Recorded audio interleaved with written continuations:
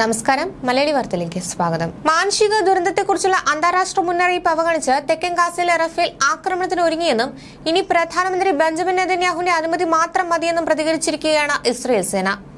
ആയിരക്കണക്കിന് സൈനികരാണ് റഫയ്ക്ക് നേരെയുള്ള കരയാക്രമണത്തിന് ഇസ്രയേൽ സജ്ജമായി നിർത്തിയിരിക്കുന്നത്. ആക്രമണത്തിന് മുന്നോടിയായി റഫേൽ നിന്ന് പലസ്തീനുകളെ മാറ്റിപ്പാർപ്പിക്കാൻ 10 മുതൽ 12 വരെ ഉൾക്കൊള്ളുന്ന 40,000 ടെന്റുകളാണ് ഇസ്രയേൽ പ്രതിരോധ മന്ത്രാലയം വാങ്ങിയതെന്ന് പ്രതിരോധ ഉദ്യോഗസ്ഥൻ സൂചിപ്പിച്ചു. ഓൺലൈനിൽ പ്രചരിക്കുന്ന ഫുട്ടേജുകൾ റഫേൽ നിന്ന് ഏകദേശം 5 കിലോമീറ്റർ അകലെയുള്ള ഖാൻ യൂനിസിൽ ചതുരാകൃതിയിലുള്ള വെളുത്ത കൂടാരങ്ങൾ നിരത്തിയതായി കാണിക്കുന്നു. സാറ്റലൈറ്റ് കമ്പനിയായ മാക്ടർ ടെക്നോളജീസിന്റെ ചിത്രങ്ങൾ പരിശോധിച്ചതിൽ നിന്നാണ് ഖാൻ യൂനിസിൽ ഒഴിഞ്ഞ ഭൂമിയിൽ ടെന്റുകൾ സ്ഥാപിച്ചതായി മനസ്സിലാക്കാൻ സാധിച്ചത്. 12 ലക്ഷത്തോളം പേർ തിങ്ങി താമസിക്കുന്ന റഫയ്ക്ക് നേരെയുള്ള ആക്രമണം ആയിരങ്ങളുടെ കൂട്ടക്കുരുതിക്കാവും വഴിയൊരുക്കുക. എന്നാൽ ഒഴിപ്പിക്കലും ആക്രമണവും ഒരേ സമയം മുന്നോട്ട് കൊണ്ടുപോകാമെന്ന് സൈന്യം വ്യക്തമാക്കി. അതിനിടെ റഫ ആക്രമണത്തിന് അനുമതി നൽകിയെന്ന വാർത്ത അമേരിക്ക തള്ളിയിട്ടുണ്ട്. സിവിലിയൻ സുരക്ഷ ഉറപ്പാക്കാതെ റഫ ആക്രമണം പാടില്ലെന്ന നിലപാടിൽ ഉറച്ചു നിൽക്കുന്നതായാണ് പെന്റഗൺ അറിയിച്ചത്. ഈജിപ്ത് ഉൾപ്പെടെ മേഖലയുടെ സുരക്ഷയ്ക്ക് വൻ ഭീഷണിയാകും റഫ ആക്രമണമെന്ന് ഫലസ്തീൻ സംഘടനകളും മുന്നറിയിപ്പ് നൽകി. ഈജിപ്ഷ്യൻ അതിർത്തിയോട് ചേർന്ന് സ്ഥിതി ചെയ്യുന്ന റഫേൽ നിലവിൽ ഗാസയിൽ ഉടനീളം ഇസ്രയേൽ നടത്തുന്ന ആക്രമണത്തെ തുടർന്ന് അഭയം തേടിയ ദശലക്ഷത്തിലധികം ഫലസ്തീനുകൾ താമസിക്കുന്നുണ്ട്. ഒരിക്കൽ കൂടി നാടുവിടൽ സാധ്യതകളിൽ പലരും അഗാധമായ ഭയം പ്രകടിപ്പിക്കുകയാണ്. ഗാസയിലെ ദൌത്യങ്ങൾക്കായി 2 റിസർവ് ബ്രിഗേഡുകളെ അണിനിരത്തിയതായി ഇസ്രയേൽ സൈന്യം കഴിഞ്ഞ ദിവസം പ്രതികരിച്ചിരുന്നു. റഫയെ ആക്രമിക്കാനുള്ള ദീർഘകാല പദ്ധതിക്ക് US ഉൾപ്പെടെയുള്ള ഇസ്രയേലിലെ സഖ്യകക്ഷികളിൽ നിന്ന് കടുത്ത എതിർപ്പാണുള്ളത്. ഇത് ആയിരക്കണക്കിന് സിവിലിയൻ കൂട്ടമരണത്തിന് കാരണമാകുമെന്നും സഹായ വിതരണത്തെ കൂടുതൽ തടസ്സപ്പെടുത്തുമെന്നും പറയുന്നു. ഈജിപ്ഷ്യൻ അതിർത്തിയിലെ പട്ടണത്തിന്റെ സ്ഥാനം കണക്കിലെടുത്ത് റഫേലെ ഏത് വലിയ ഗ്രൗണ്ട് ഓപ്പറേഷനും വാഷിംഗ്ടണും കെയ്റോയുമായി ഏകോപിപ്പിക്കേണ്ടതുണ്ട്.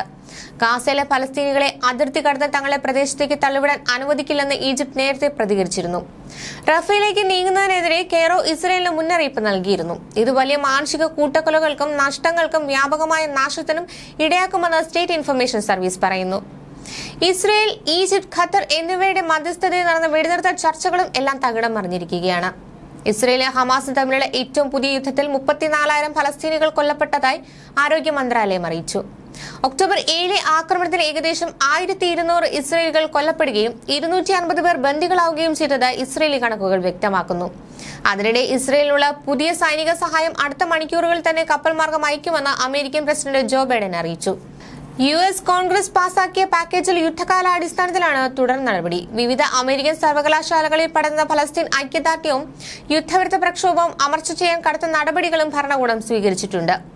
സെമിറ്റിക് വിരുദ്ധ പ്രക്ഷോഭം എന്ന ലേബൽ ചാർത്തിയാണ് വിദ്യാർത്ഥികൾക്കെതിരെ നടപടി തുടരുന്നത്. ടെക്സാസ് യൂണിവേഴ്സിറ്റിയിൽ 10 വിദ്യാർത്ഥികൾ അറസ്റ്റിലായി. ഹാർവാർഡ് സർവകലാശാലയിലെ വിദ്യാർത്ഥികൾ പ്രതിഷേധ ക്യാമ്പ് തുറന്നു.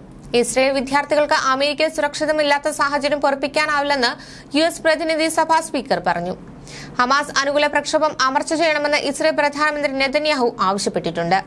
ഗാസയിലെ നാസിർ അൽ-ഷിഫ ആശുപത്രികളിൽ കണ്ടെത്തിയ കൂട്ടക്കുഴിമാടത്തിൽ സ്വതന്ത്ര അന്വേഷണം വേണമെന്നും യൂറോപ്യൻ യൂണിയനും ആംനസ്റ്റി ഇന്റർനാഷണലും വ്യക്തമാക്കി. ഇസ്രയേൽ അമേരിക്കൻ ഉടമസ്ഥതയിലുള്ള 3 കപ്പലുകൾക്ക് നേരെ ആക്രമണം നടത്തിയെന്ന് യമനിലെ ഹൂതികളും അറിയിച്ചിട്ടുണ്ട്.